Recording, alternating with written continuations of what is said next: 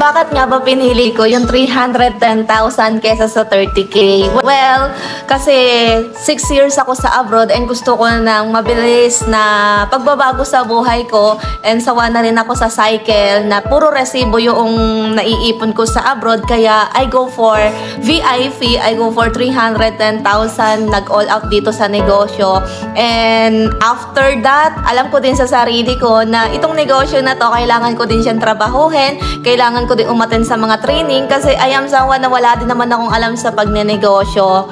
I am a high school grad, hindi ko alam kung paano ba mag-manage ng isang ganitong klaseng negosyo. So, I learned, and andun na nakinig ako sa mentor ko kung ano yung gagawin ko kasi yun yung kailangan ko. Kasi hindi lang naman ako nag-business dito tapos mag-invest, after that wala na. Alam ko sa sarili kong may gagawing effort pa rin ako. And after I joined dito sa Elites Empire, I thank God kasi yung result na binigay sa akin after 3 months doing this business part-time sa Taiwan, nakauwi ako for good. And after 3 months, naging Millionaire Circle. Kumita po ng 1 million sa loob ng 3 buwan. And etong mga award, mga sash na nasa likuran ko, bunga lang din po ito ng desisyon na ginawa ko because of VIP. Kasi pinabilis din po yung resulta ko. Although, kaya ko naman kunin yung 1 million, pero I don't know kung ilang month. Pero dahil po sa VIP, 310,000, ito po yung binigay sa akin na mabilis. And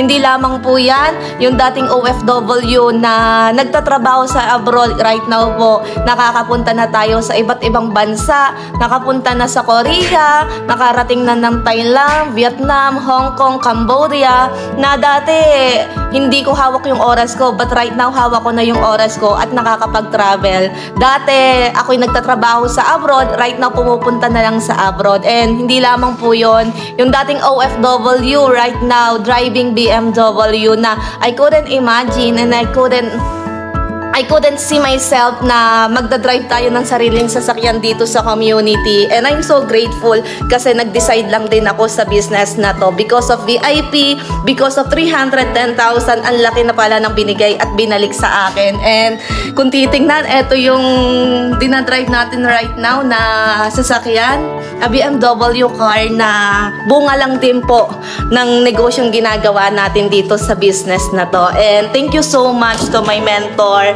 to my upline, also sa founder po ng Elites Empire, kay Empress Perhung, na laging nag-i-innovate, laging gumagawa ng system kung paano tayo mas mapapabilis dito sa business na ginagawa natin. Kaya thank you so much, Empress.